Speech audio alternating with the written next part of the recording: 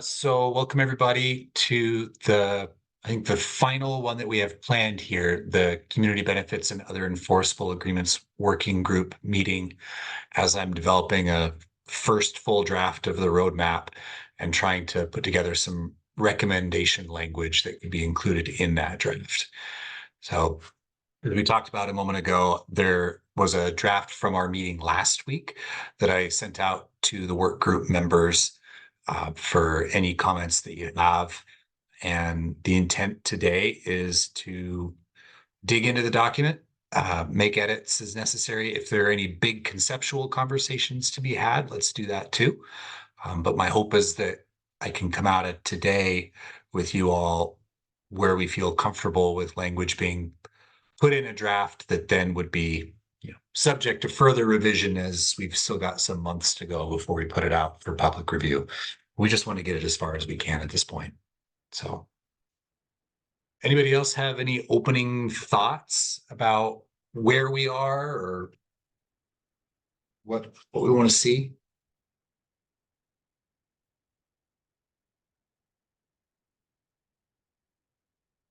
All right. Well, let's just dig in then.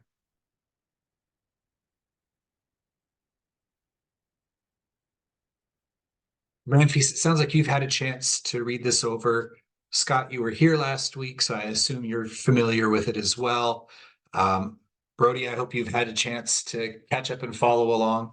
So really, let's just open it up. What do you have?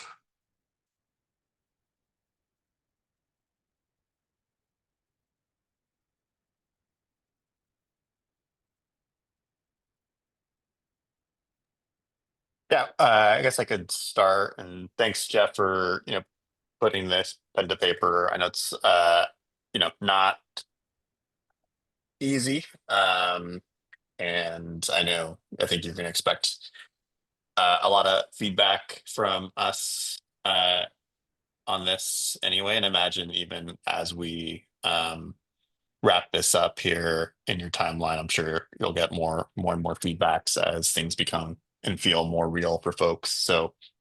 But in any case, I think this is probably better to be messy and then than have nothing at all. So appreciate you jumping into that. And then again, just want to thank you for agreeing to have some of our invitations out to folks who are experts in the field who have come at it from different angles. So appreciate that as well.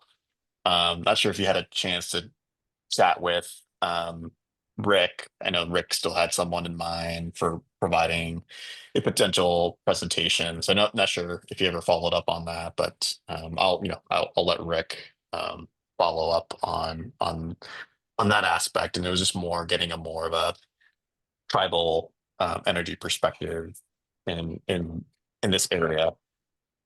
With that said, I have some big picture feedback that I can leave to the end.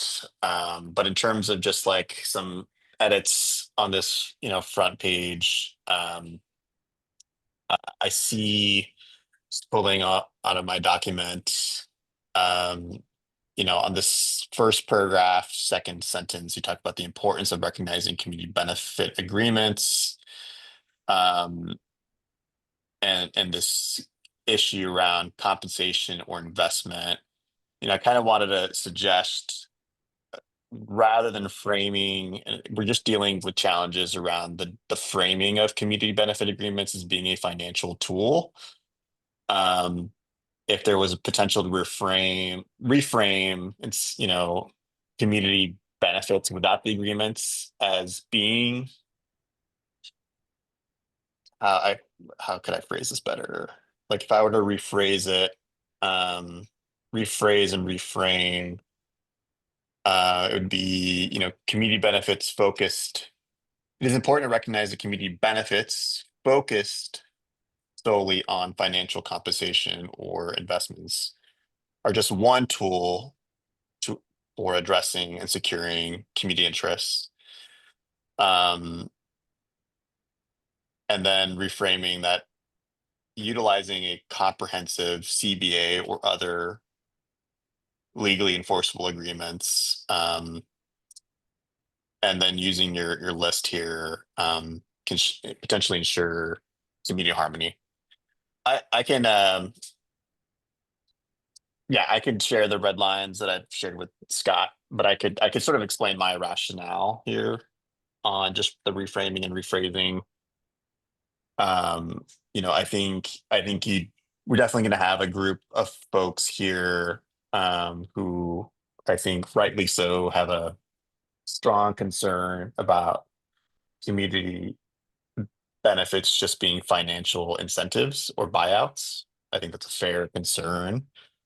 I think the more and more you talk to folks who are within the discipline of traditional community benefit agreements, they will say it's not about the financial components. It's about things like enforceability, inclusivity. It's about responsible development. So for me, it felt like really important to both reframe how BOEMs kind of frame CBAs, or to say, hey, in the arena of community benefits, financial compensation or investments, it's just one way to address community interest. However, in the interest of utilizing a comprehensive community benefit agreements and or other legally enforceable tools, we can address other impacts. We could do other protective measures. So I like how you've kind of framed that. I want to differentiate community benefits and financial investments from the CBA tool as well. And Scott, I don't know if you agree to that, but for me, it was just important to rephrase and reframe. I agree, and I think that kind of continues some of the threads that we'd had from the meeting, the previous meeting, on the 13th, was that a week ago, where we talked about that, and there's a couple spots later on that I think we talked about broadening the concept of what could be included and how much of that needs to be front loaded as well, to ensure that you have the community members engaged. But talking about, and I think I see some of Jeff's edits in the circulated version of information access agreements and emergency response notification and other things like that are kind of broader perspective than just that financial.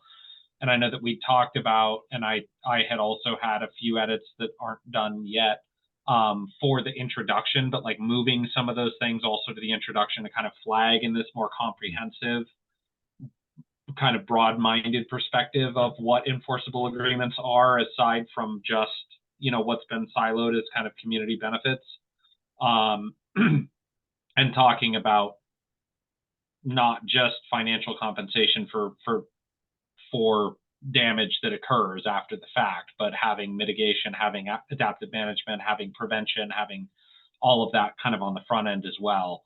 So I think that what you're talking about, Rand Feast, I think maybe coupled with a couple of the things that I have half done, may kind of help flesh that out a little bit. That then is sort of creates the general picture that you pick up the threads of later on. So I think that works well. Yeah, if you all have language you want to send to me, I'm happy to incorporate it, and yeah, that works.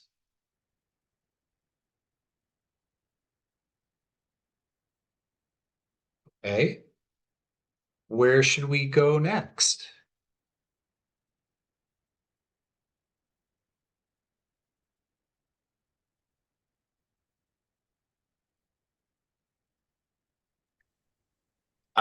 As you're scrolling down here, and this is just a suggestion, and happy to, I think it's important to have um,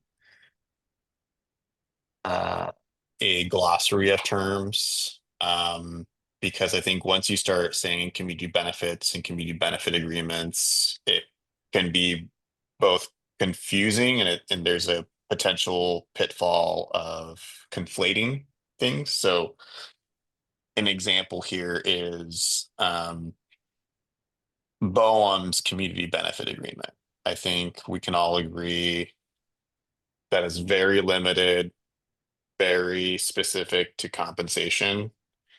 And I think it would behoove us and to the reader, because I think expect that the reader won't be in the deep in the weeds as we are, and will be coming from a different place other than from, like, I think some of the other stakeholders who are coming at this from different angles. That I think it'll be important that when we talk about BOEM CBA that we have in the glossary, say actually call it a BOEM dash community benefit agreement, or BOEM CBA, so we know what it means. I think you did a good job of providing what the definition is in the paragraph, but I think it becomes important when we talk about our recommendation of a community benefit agreement, or if we want to call it a community responsible agreement or an Oregon opportunity, that we're at least differentiating here our recommendation from the BOEM CBA, if you will, because again, it'll be really confusing to the reader when we start throwing these terms. I think a glossary would be helpful, and then using consistent language. Where here, I think now that you've introduced the BOEM CBA as an example, I think it becomes important that we just call it the BOEM CBA and just highlight its limitations and the requirement. So, yeah, Scott, I don't know if you had, or Brody, any of you folks had thoughts on that, but I just wanted to sort of just offer that. I don't have any specific edits to this paragraph other than just recommending, hey, a glossary of terms might be helpful.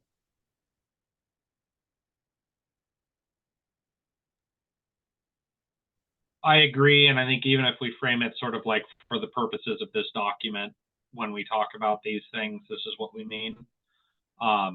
That's one of the things, especially in agreements, I'll always include the definition section, because where I refer to a term, there may be a common usage, there may be a kind of specific jargon usage.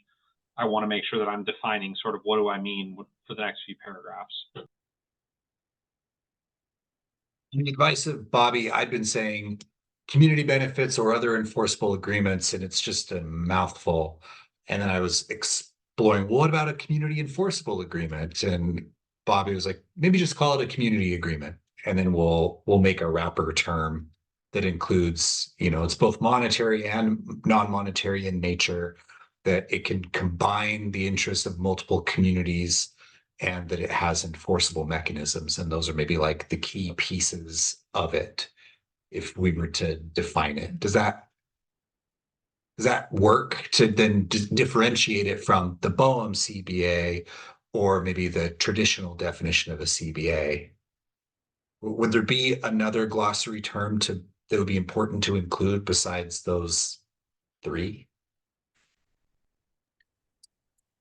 Yeah, I think the other terms that we want to include and may be important as an explainer, and I think Scott, you can probably speak to this as an attorney, but I thought Julian Gross did a good job of highlighting this. Is we have two kinds of agreements. There's a public agreement. So if the BOEM is facilitating it, or the state is playing a role in it, or developing the framework, there are limitations with what's in the agreement.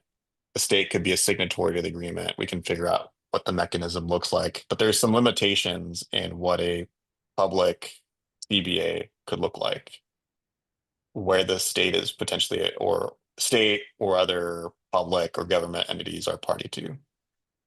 Then there is a private community benefit agreement, which a set of community stakeholders, private entities, could negotiate terms that could go further or beyond what a state or public entity could be limited to. So those are two terms that I think are important to differentiate. And the importance becomes, which is the second piece that I think Julian Gross spoke a little to, is you could have multiple agreements stacked on top of one another. You could have 40 agreements on one project. You could have one agreement on project. But if you have a public agreement and a private agreement, they could be complementary. But I'll pause there. Scott, anything you would want to add or clarify? Because I think you're more have the legal lens than I do on this one. I think you got the gist of it, and I don't know that we'd want to get too into the weeds on it necessarily. I think identifying that dynamic is helpful and will be helpful in sort of progression from this step. I think, as you mentioned, identifying sort of public and private agreements, identifying that, there are community benefit agreements, for what BOEM would consider that. There may be community benefit agreement or community benefit contract or awards and defined in state law elsewhere that don't really meet the definition of what we're talking about with enforceable agreements. I do recognize, and I understand, Jeff, the sort of community benefits and other enforceable agreements and then you're, a 20-letter acronym or something like that. Best case scenario. So I think finding some way, even if it's a quick touch point of like an introductory paragraph before going into the tenets of community benefits or community agreements on offshore wind, saying, while there are purposes of this, and this, or community benefits agreement is also used in these contexts, this is sort of what we're talking about for the purposes of this document or the purposes of this guidance. And then identifying a little bit of that. And whether we get into that with some of the specifics of, we have some kind of core tenets, we have some ways in which things can be included, lists of things that can or should be included. If there could be one of the subsections is sort of an identification of the extent to which the state will be involved as a party or facilitator. And we already have a bit of that, but I don't know if that's the appropriate place to dive into, chaining of agreements, or, as you mentioned, stacking of agreements, or, whether you have one chapter the state's involved in the sort of book of agreements, and then a few others are private, and then maybe another one is with a different set of agencies or something like that. Just identifying that that's something that could be addressed, I think, might be helpful. Yeah, and then to make it practical, not too difficult for the reader to understand. So I can ask Julian Gross for some examples. So the Staples Center where the Lakers play, that was a private community benefit agreement.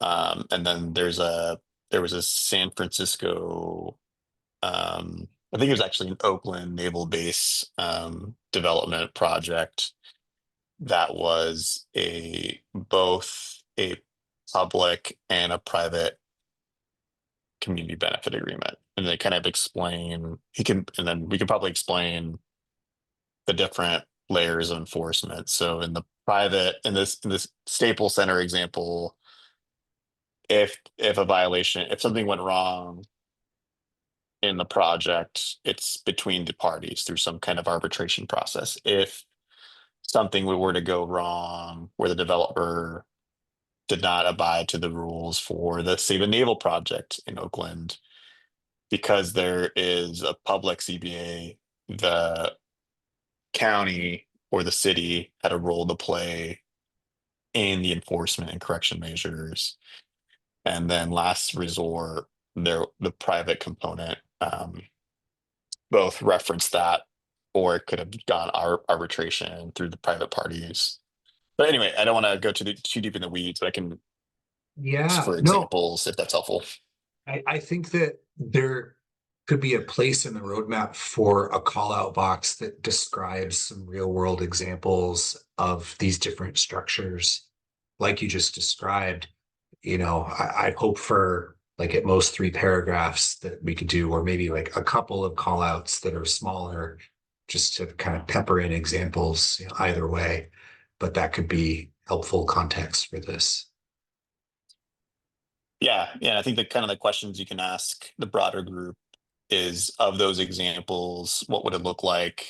This is what I imagine some of the stakeholders who have concerns about the development, like in the event that you have something that occurred in Nantucket, what would be what would be the protection measures either in a public or private CBA? And so looking at those examples, how the enforcement works could inform some thinking about how could it work again if you have something that's stacked together like that. They can intervene if they're part of the agreement, county, where are they limited to? What could the private agreement go? Sorry to go in the deep in the weeds, but maybe more of a question for folks to think with those examples in mind. I like that, and I like Jeff's idea of the call out box and having the little sort of example, like there's the blue call out box there. I like having another one a little later. I think that's probably more appropriate or more apt of a mechanism for incorporating that as an example. I like that.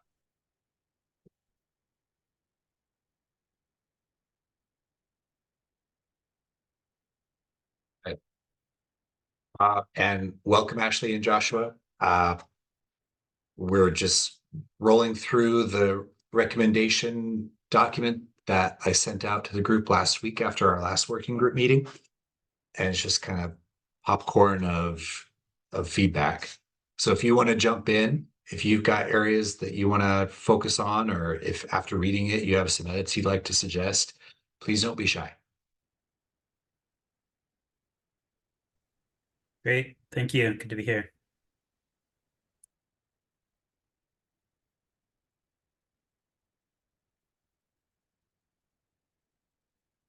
Right, I don't so- have any feedback right now, but thank you. Okay. Thanks. So we're going to have some additional language suggestions for the introduction to help us really frame what we're talking about here, which I think is a good idea. Some call out examples of the types of agreements that, you know, have parts we might pull for ourselves. That's great.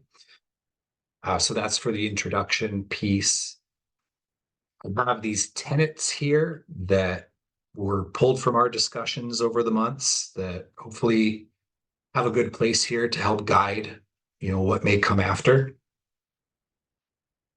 And from there, we get straight into actions. This first one, we're still working on. I don't know that we'll have a clear recommendation before the September draft and September meeting. This may have to come in a future draft. But we are exploring some ideas. We're trying to get some time with our DOJ to see if we already have the enforceable policy basis we need for something like this, or if there would be a need for new policy to get there, and whether it's something that is feasible to pursue. But the general idea being that if we had a net benefit policy for the state, that we could use that as our basis to then, as a state, potentially require that there be community agreements along with any permit application for an offshore wind or offshore wind related project, so that we could make that something that is actually enforceable if it doesn't exist. And then if there were any standards that go along with those policies, it would put the state in a position to be able to judge whether the agreements that are brought forward actually meet those policies, and could maybe help communities have, I don't know, have the state be able to provide some additional oomph behind those conversations, or be a moderator if needed. So that's that action.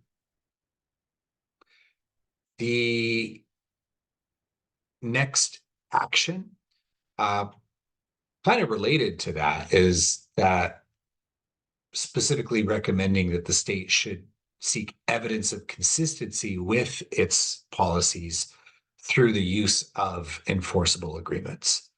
And that absent that, the state be willing to object.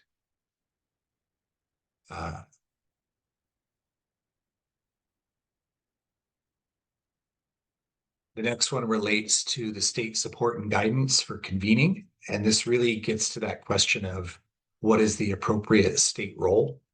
And, we heard through our discussions that in other states, there was a wish that the state had been more involved in the discussions.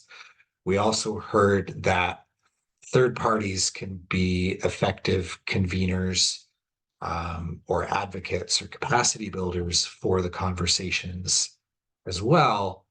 And as we were discussing it internally within DLCD of where should we land on this as a first proposal, we were thinking, and I think it came out of our discussions here too, that maybe the appropriate role for the state is not as the convener, like we're not setting the table for the conversation because we may end up having a review role, and that we'd like to be able to have a neutral role as well, if there are multiple parties in the conversation, but that we could provide a framework and guidance that would either, if we get there in the roadmap, great, or if not, a follow-on that can say, here will be our recommendations.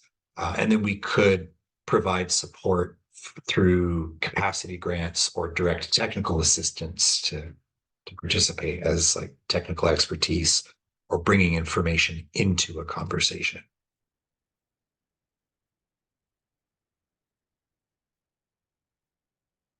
So those were the three actions that I had identified as a first cut. Are there any thoughts about those three?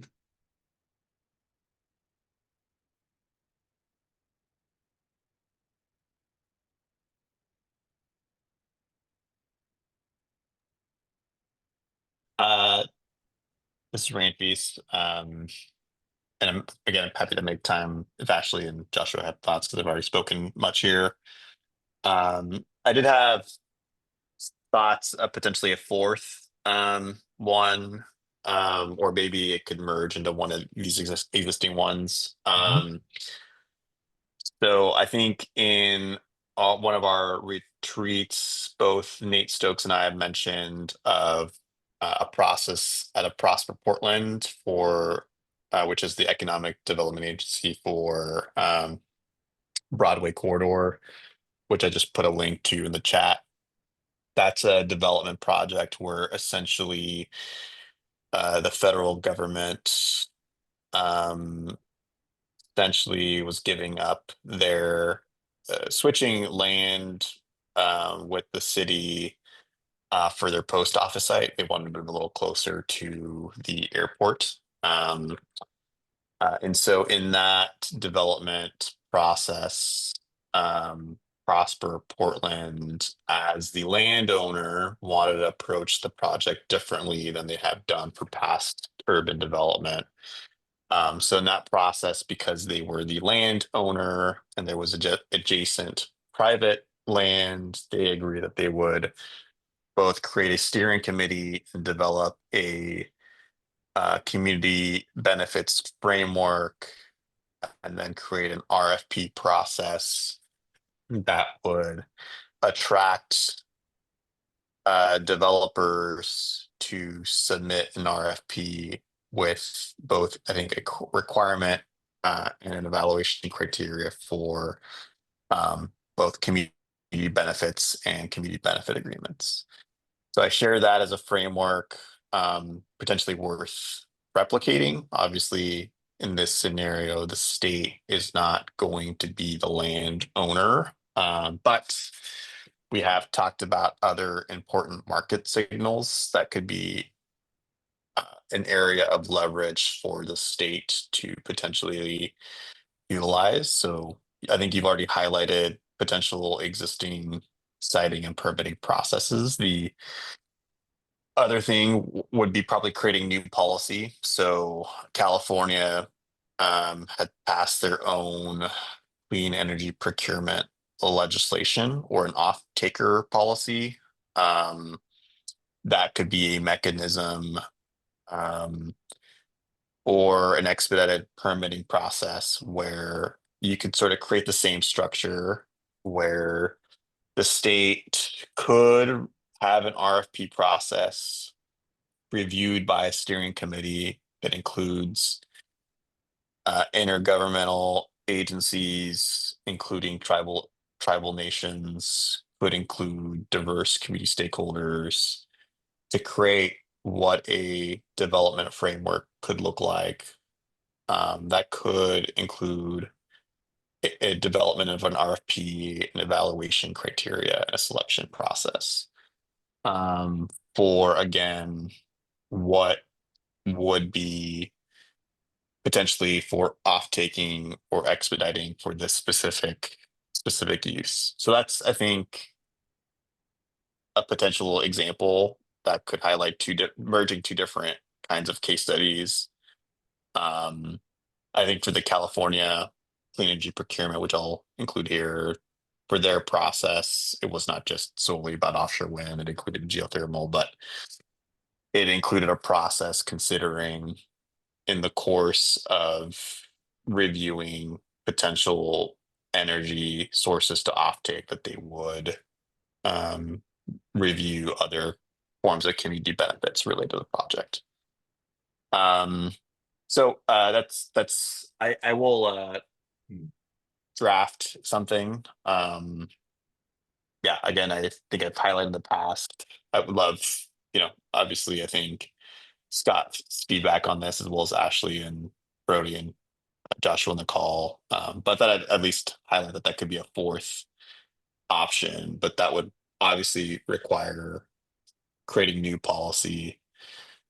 The potential way that it could be funded is it could be done through a loan from the state, repaid through an application fee for developers applying for said clean energy procurement of sorts. Yeah, I'm getting a little lost in all the different moving parts of it. How much of it would what you're thinking about here, does it rely on the state itself being the procurer of the power, like how it is in California or Maine or elsewhere, in order to have these provisions on the RFPs and contracts? Or is it like the PUC, or I don't know who regulates the local utilities, that there could be some requirement in the regulations of those utilities that requires this framework that you're talking about? Or could it work under either scenario? Yeah, again, I'm not so well versed in, Oregon PUC. My understanding right now with the way that at least our investor-owned utilities procure energy, it's usually TGE and Pacific Power sends a draft of how they plan to procure their energy resources. So they create their IRP. Joshua, you can correct me on this process. Usually that goes up for public feedback. Usually I think public and interveners are trying to ensure that it meets Oregon's 100% clean energy legislation. So that's a process. It doesn't necessarily fit with what I'm describing here. In California's central energy procurement, I think for their own unique circumstances and dealing with historical challenges from the fallout of things like Enron, it's kind of an interagency process. It technically is their Department of Water Resources procuring the energy, but that's more of a historical thing there. But it's multiple agencies are involved in the procuring of resources. It's not necessarily the state, but it's definitely something that gets utilized from their utilities acquiring that resource. Yeah, I guess maybe I need to get smarter on how it works in California too. But I thought, yeah, they were just using the Water Resources Agency as the vehicle for the state to buy the power and then resell it to the other utilities that are actually customer facing. And that if the costs didn't match up as in the interest of the ratepayers, that essentially the state would be absorbing the difference through their procurement mechanism. But what they get out of it is, because the state is the buyer, the state gets to set the terms under which it will buy the power, and that can then require things like community agreements or other mechanisms. And like in Maine, also the state is the buyer. And because of that, they were able to say, for us to buy your power, you need to contribute $10,000 per megawatt of nameplate capacity that we're going to put into a fund for research or what have you. In Oregon, we don't have that mechanism right now, just the way that we are regulated. I think it would be a pretty significant shift into how we do things, but it's something that we could put in there as maybe in the energy section of the roadmap. And then we could point to that in here to say, if we had this, here's one way we could use it. But then, Ranfis, if you're also talking about just working with the system we've got, you know, the PUC has their ability to say what's a prudent investment or not. And from conversations I had with PUC just behind kind of in the email ether, it sounded like maybe there's some flexibility in their regulations to require this kind of stuff more than just, you know, least cost oversight of the IRPs. But it's a bigger conversation that probably the roadmap itself won't like pinpoint the right way. I can jump in here Yeah. a little bit. So yeah, I think so the IRP and then also the CEP, the Integrated Resource Plan, is the kind of like long-term planning mechanism that the PUC enforces and the utilities participate in. We now have like adjacent to that, every IRP cycle, we have a clean energy plan, which is the compliance document for HB 2021 or 100% clean law. And then coming out of those planning kind of mechanisms, there's also the RFP, where the IOUs are actually going to market and doing the procuring, right? I think that one of the values of a procurement standard is that you can get like it's a little bit difficult. It's difficult, I think, for the utilities to assess offshore wind right now because it's a long lead time resource. There's like such variable costs. And like it's coming right up against two of the sort of main parts of PUC's purview. One is least cost, least risk, for which I think it's a hard sell, but the other is enforcing HB 2021 and clean energy policy, for which like there's a strong sell. But I do think that it gets kind of like caught up in the gears of PUC. And what's nice about a procurement standard is the state is saying like, we're going to kind of like rise above all of that sausage making that happens in the utility planning and procurement process. And we're going to say that as a state, we want to like hasten the development of these resources. They're really important resources for the state. They have all kinds of values. Like they're going to contribute to our RPS, to our HB 2021 goals. They're really compatible with on-land resources. And those are things that the PUC doesn't necessarily like have kind of like core authority to look at necessarily. And so I think that the state in developing that procurement standard can like raise up some of those values above what can be like fairly constrained planning and procurement process of the PUC. Does that kind of... Yeah, thanks. Yeah, I think you explained it pretty well, Joshua. And actually, I saw you come up off camera or got on camera. I don't know if you want to add anything else, but I would just say, I think going back to why I was providing this as a fourth recommendation is it to your original point, Jeff. It would require adding new policy, but it's worth considering because I think there's this could fill both a need around addressing a market challenge, which is both off-taker and then creating the opportunity of designing something that creates a process that I think all parties are asking is how can the state play a role in engaging important stakeholders in a process that's really important that's outside of just the BOEM process that everyone found deflating. I would just say, hey, I think if there were a new policy like a procurement policy in place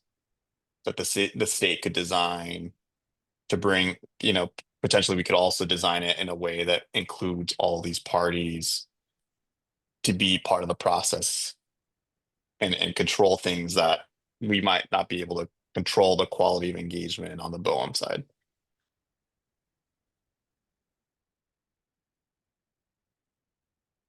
I'm happy to You draft want to jump something in? and yeah, work with Ashley and Joshua to kind of refine it. But just wanted to, I see, understand why I feel like it's kind of coming a little left field here. Yeah, well, and I've been talking with Odo about this probably since last October before we even started the roundtable of like, why doesn't the state procure the power? Why is it working so differently here than it seems to be in some of the other states? And I get a very long-winded and complicated explanation as to why Oregon works the way it works. But there's no saying that we can't include this as a recommendation of if you wanted to move forward on offshore wind, here would be a way to do it. And in Maine, I think they just baked it into their legislation to say we declare it in the interest of the state to buy this power. And so in that way, it kind of circumvented their own, like you were talking about, Joshua, the kind of constraints of their own power procurement, least cost, least risk stuff.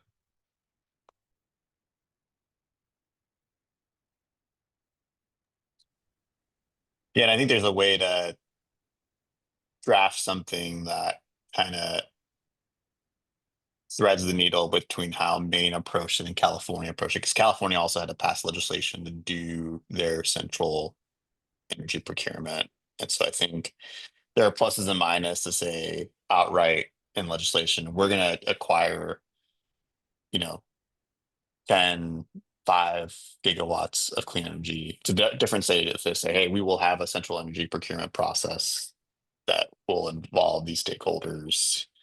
Yeah. So again, I think I think there's a way to thread the needle, but again, I think that does explain the difference for Maine's approach versus Odo's explanation of how we're limited because we don't have said legislation. Well, the Yeah, energy strategy, I believe it does have an action in there to explore policy options to reduce the risk of the long lead time resources. And that could be something like offshore wind, it could be geothermal, it could be nuclear. They're being wide on it because the costs of those are all relatively similar.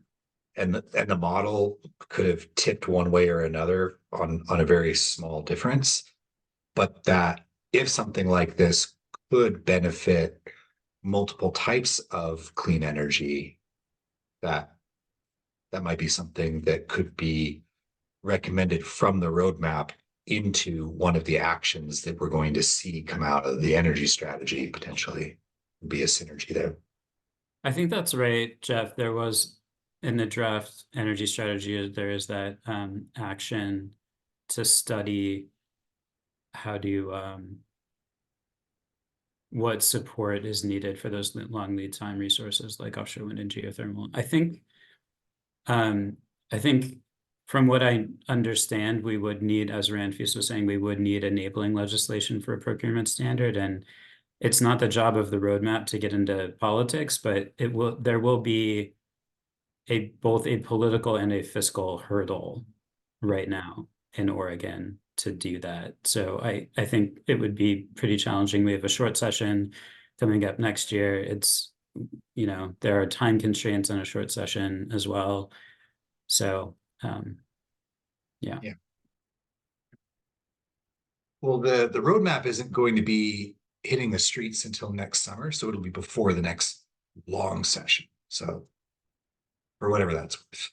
But yeah, I take your point that we would be wading into something by putting this out there. And so I think how it's framed as this is one action that could enable or could address a challenge that we've identified through the process. We're not saying it has to happen, but this is an idea for consideration.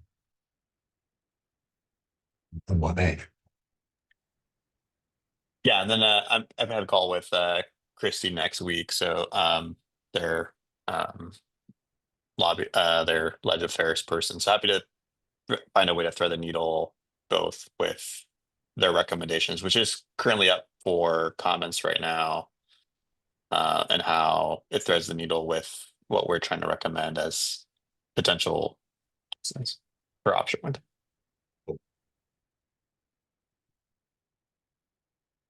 All right. Well, that was fruitful. Ranfisa, if you do have some language that's helpful to explain it, or others, if you want to contribute some thoughts to this concept, we can include it as an action and see how it shakes out of the process.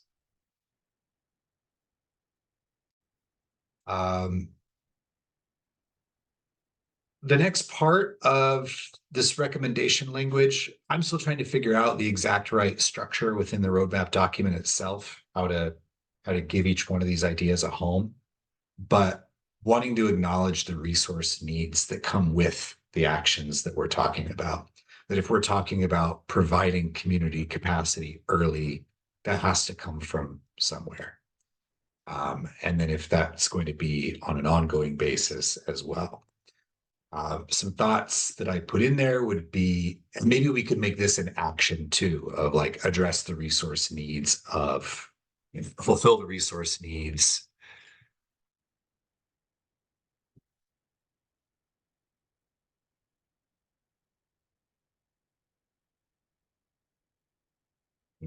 Maybe agreement or something. So put in there that the state should consider establishing a fund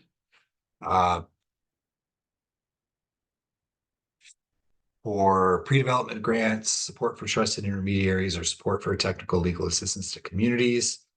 But then we also put in there another option could be to include those support activities as conditions for a developer on any future lease sales.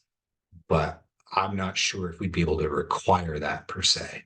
We really had difficulty with BOEM requiring BOEM to require a developer to spend money in a particular way through the levers that we had under federal consistency. So that one might be a tough sell.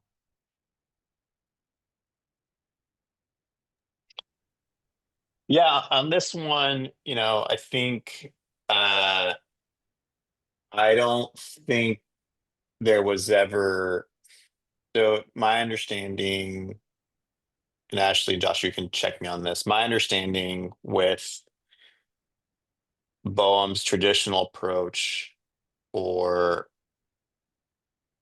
how they generally do their auctions, is it generally goes to Treasury, right? And then the original intent, the spirit of the intent for why they went with a multi-factor auction approach was to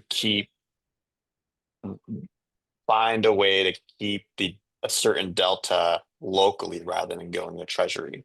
So I think I'm still, as a potential Oregon interested party, who has heard a lot of concerns and feedback both from tribes and local government as well as community groups, that there should be some kind of a delta, some kind of component within the multi-factor auction that's just outside of CBA specifically, that goes and funds community engagement and compliance for some of these projects.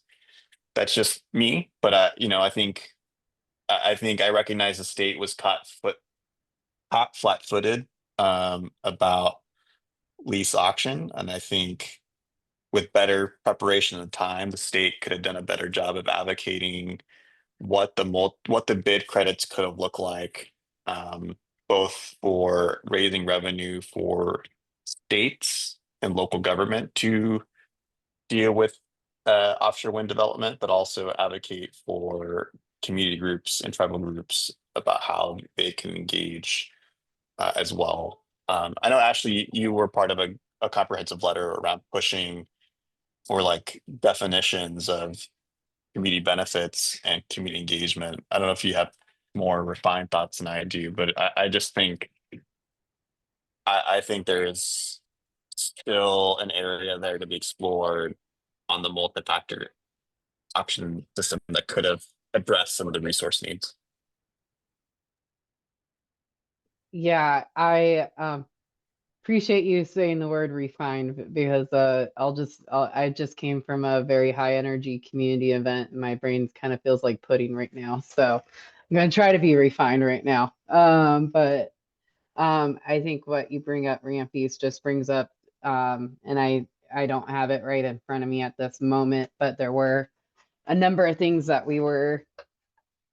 I think this was such a confusing process in terms of like, okay, like what was actually covered in the BOEM process for leasing requirements and for the bid credits versus like what needed to happen on the state level. And I think that's where a number of us were trying to advocate during the federal consistency review process for like, hey, we're not seeing this from BOEM. Is there a way that, you know, DLCD could magically require some of these things to happen? Because I think this was such an open-ended process from BOEM. So yeah, I don't have it up in front of me right now, but can pull up some of those more specific things that we were looking for, which I think was like around even like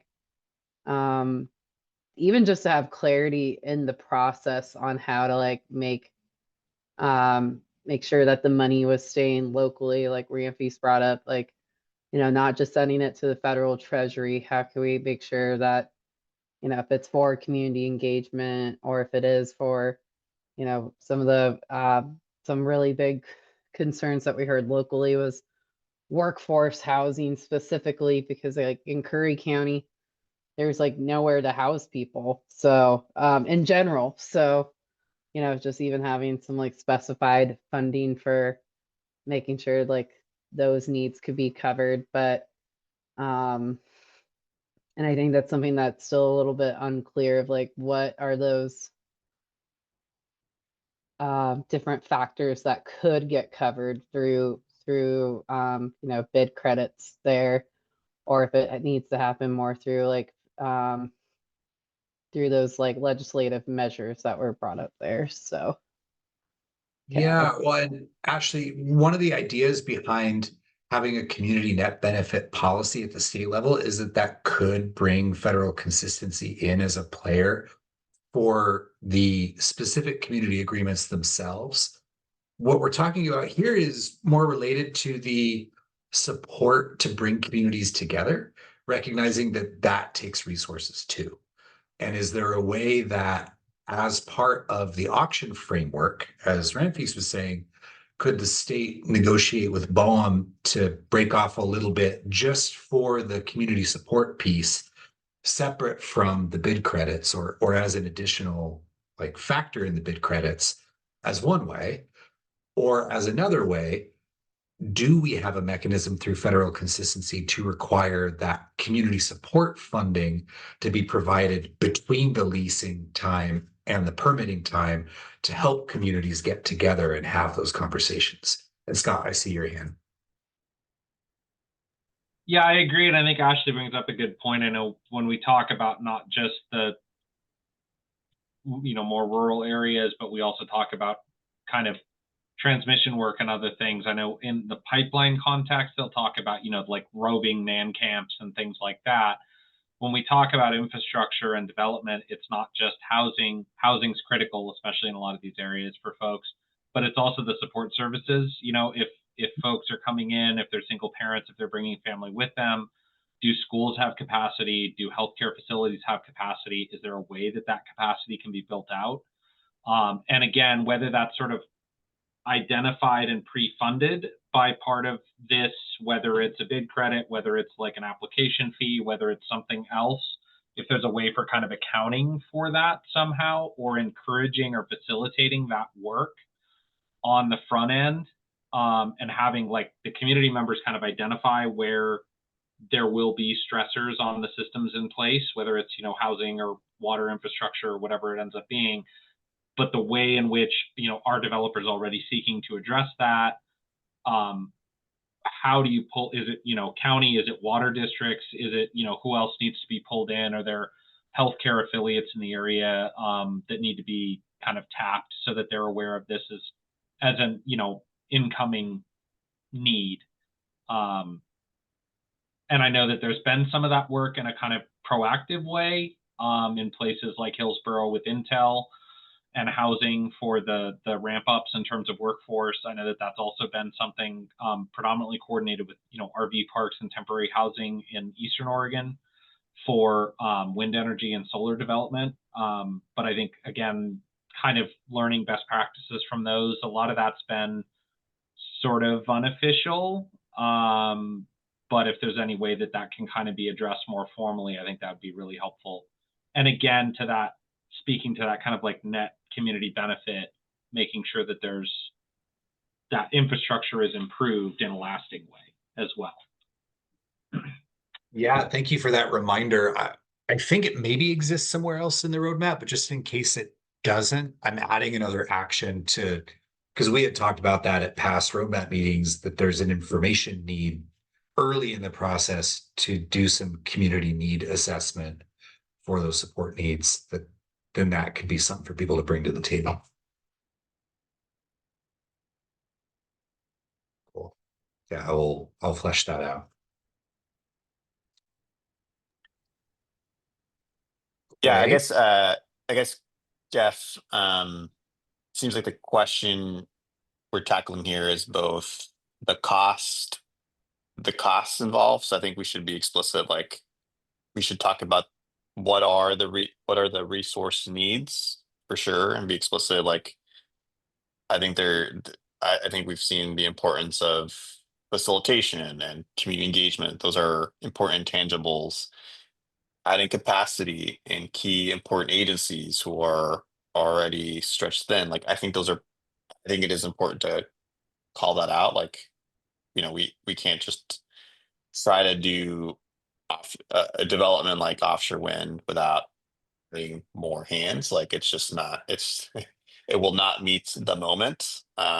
So I think it's worth calling that out, as well as calling out um potential revenue strategy ideas. So I think what we've named so far, you know, is there something that could be negotiated between the federal government via BOEM as part of its auction system with the spirit of keeping funds locally?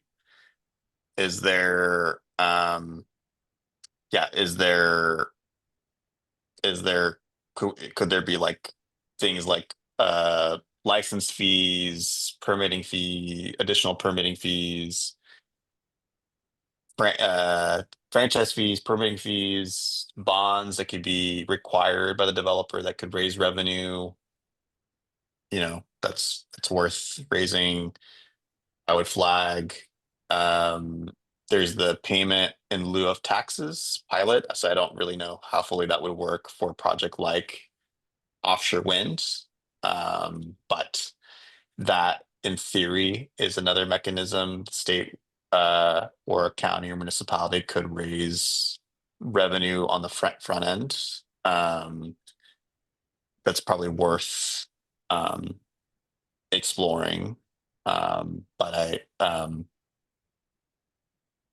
yeah, anyway, I'm just trying to highlight how to broaden the conversation with folks, identify both the resource needs and the way for the state to raise the revenue that's both good for community, but also good for agency and good for development to meet timelines and meet the moment.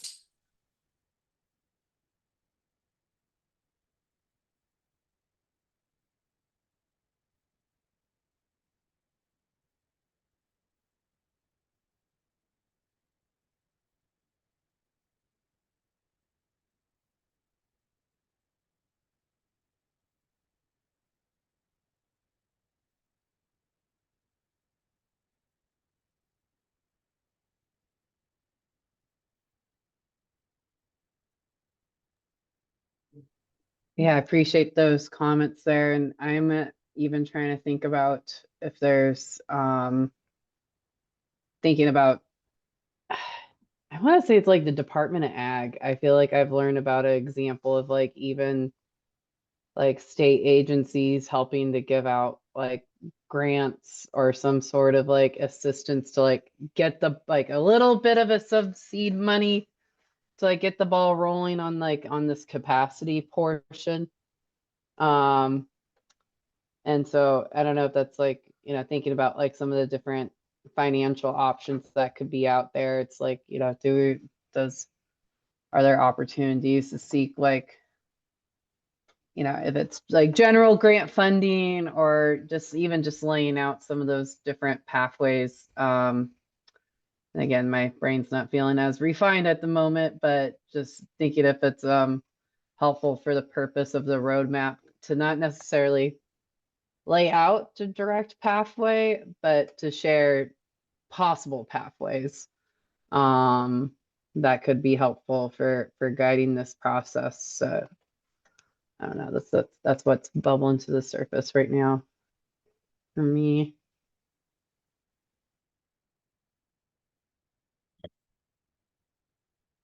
If I was trying to follow along and I caught the payment in lieu of taxes, but I missed some of the other ones you were mentioning. Do you have just a list of other financial options that we should include Yes. in the list? Yeah, I just mentioned there could be a franchise fees for, you know, maybe for existing right of ways or transmission, something that's important and for public infrastructure that could be utilized. There could be construction bonds or other bonding mechanisms that could be required from the developer that could raise fees. That might be later in the process, or there could just be some kind of outright um, tax of sorts to raise revenue.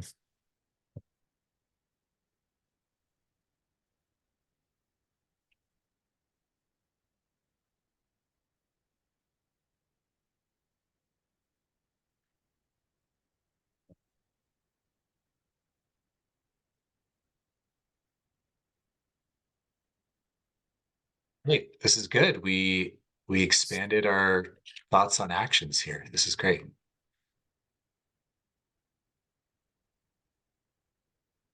And then I had some vestigial questions at the end that I don't really know how to tackle, but they were questions that still existed in our group.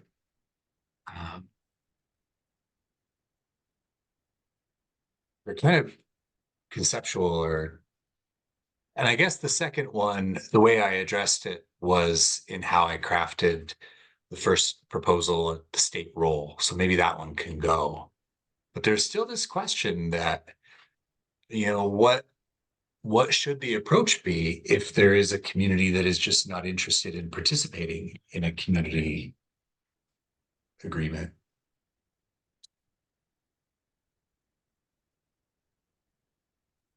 If that's been a situation that you've encountered before.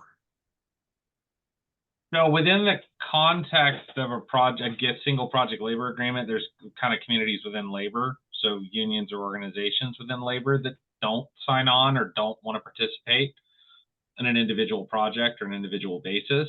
And that is a not infrequent occurrence. Typically, the way that that's handled is a general understanding of other folks to not take advantage of that. Now, there's more of a history and tradition of that within labor than there is perhaps culturally otherwise. But the other mechanism that's used is you'll have something like a building trades council will sign on, even if all of the individual trades don't sign on also. So they still have representation through the council. And there's still representation through the council and through NAB2 and through the AFL-CIO. So you have these kind of like overarching federations that do have placeholders and have alternate representation. So even if you're not enforcing your rights through the contract because there's something you don't like in it or you don't want to partake, you still have these kind of additional mechanisms that you can utilize to work on, exercise authority and power and protect your position, even in something that you don't necessarily want to be a party to directly. So I think there's kind of a mechanism for that. I think you can appoint trustees and placeholder folks to represent and advocate for the interests of others. We get into some potential concerns with paternalism, obviously, and I don't think I need to lay out how problematic that can become very quickly. But I think when you identify the proper folks that are able, because one of the things that we mentioned is like the placeholder for future generations of folks that don't exist yet when these are multi-generational projects. Different groups and communities may have different mechanisms that they want for that placeholder. And whether it's keeping avenues open in the future to have additional future triggers that are either off ramps or reopening negotiations or something else, or if you have trustees appointed as placeholders until people become involved, whether it's people that aren't even born yet come of age to then directly engage, whatever we define that age as, and you have kind of placeholder trustees in the interim. There's mechanisms there for that. There's mechanisms for future triggers, because another thing too is maybe you have a population center that grows dramatically or shrinks dramatically one way or another and has a huge change in demographic, and you have a new generation of folks that come in that there's not alignment of sort of traditionally how things were done. And do you want a mechanism again for something like that as well? So I think there's a bunch of different ways that you can do that with either trustees or future triggers that I think we just need to be mindful of. And sometimes you would have folks that maybe wouldn't want to be directly involved, or their answer would be no, so it would be elsewhere that things would occur. And then they would still have the option through, again, a citizen of the state, citizen of the tribal nation, however they want to advocate for themselves through sort of alternative means of empowering themselves. Include this as another tenet and handle it there and bring it up into the document that way. Okay, great. Well, at this point, I owe an internal draft of the full roadmap to my management by the end of next week. So I won't be sleeping next week. But if you have language edits you'd like to provide for this section, I guess please keep that in mind, that it'd be nice to have some time to incorporate those. But if you just can't do it by then, there's probably a little bit of wiggle. But yeah, I'm open and interested in any other thoughts that you have. Could you get a copy of this new latest draft emailed out, Jeff, and then I can splice in some of the thoughts that were half done and do some additional work? Absolutely. Perfect. Thank you thank you so much for putting this together and walking through this and taking the time. I think we really appreciate it. My pleasure. Jeff, is there a particular area or question in addition to what we would probably want to respond on our own? And like, is there something like you would love attention to? Like, I know you just highlighted this last question, but what is helpful that you think you would like some more help on addressing within this document? I think at this point, this is the idea. So really just like, tell me what's missing. Tell me what needs to be reframed. I want to get it as close as possible for the first cut. And I guess I've got a couple of these residual questions. that maybe are worthy of discussion about what role, if any, the state should have in deciding who are the affected communities. Should there be a process there? Maybe that's something we can punt to a framework guidance that the state develops if we can't resolve that here. And maybe we need a larger group to really tackle that question.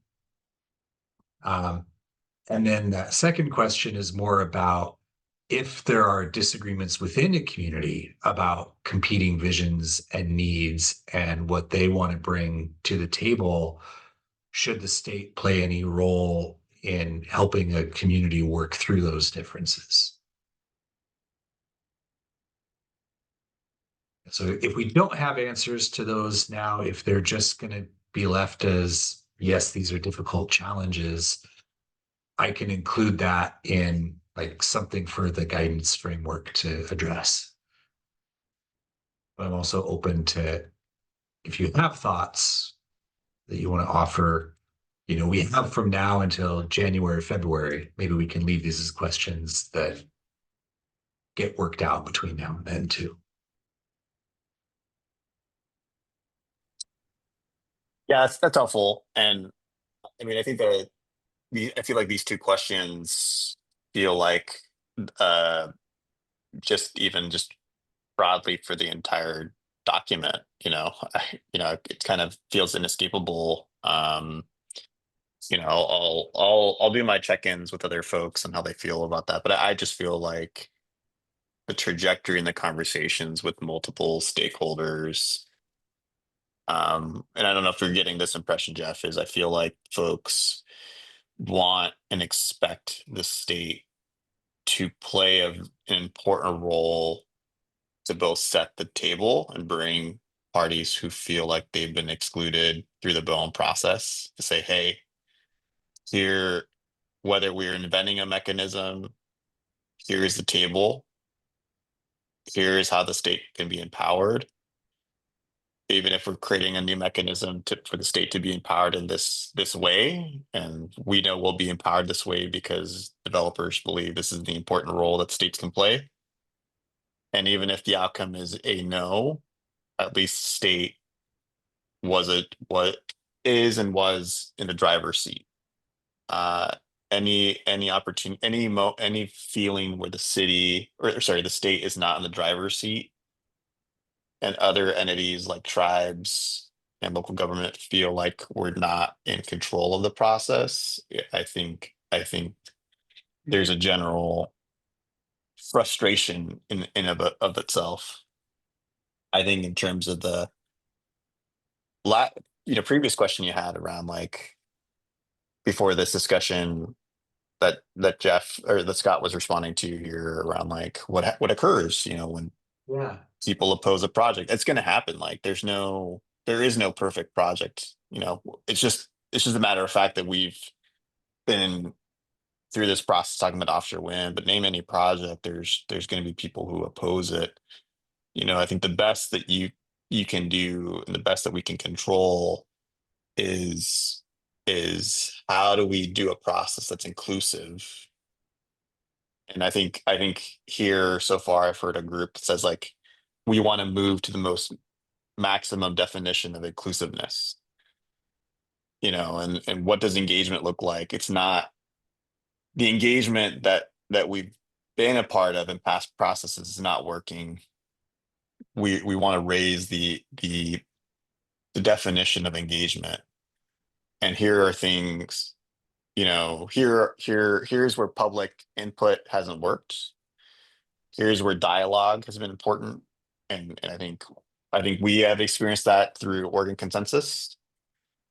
I'm gonna go out a limb and say whatever we're experiencing in Oregon Consensus is not what folks are experiencing in a public meeting or in public input process, because those are not dialogues.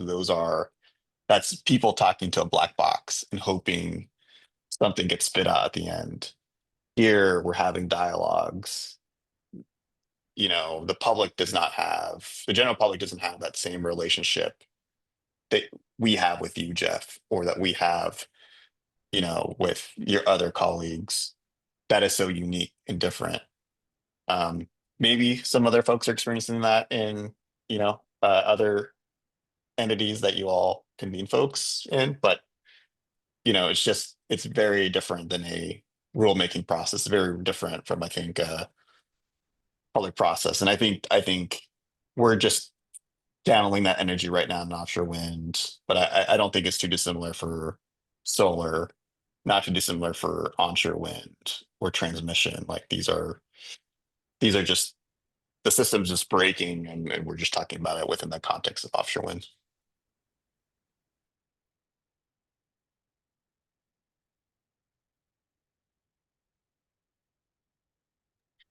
Happy to put that in thoughts, but I appreciate you putting those words in there.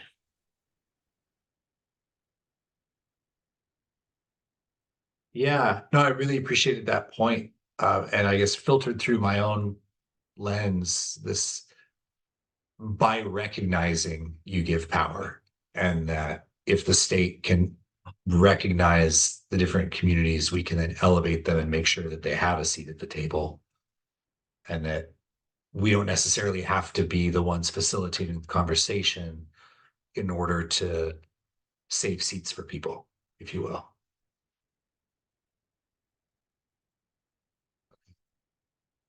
Yeah, I like that. Thank you.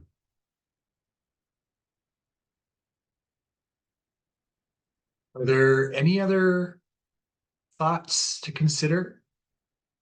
I will get this draft back out to the whole group, and gladly accept comments. Preferably like red line suggestions more than comments that I don't know how to solve myself. I'll work with what I get. But if there's nothing else, we can call this a good meeting for the day, but just let me know. We feeling ready? Okay.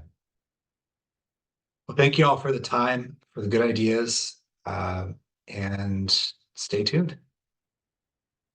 Thank you, Jeff, and thank you for next week. We appreciate you. Thank you. Take care, everybody. Thanks, everyone. Thanks.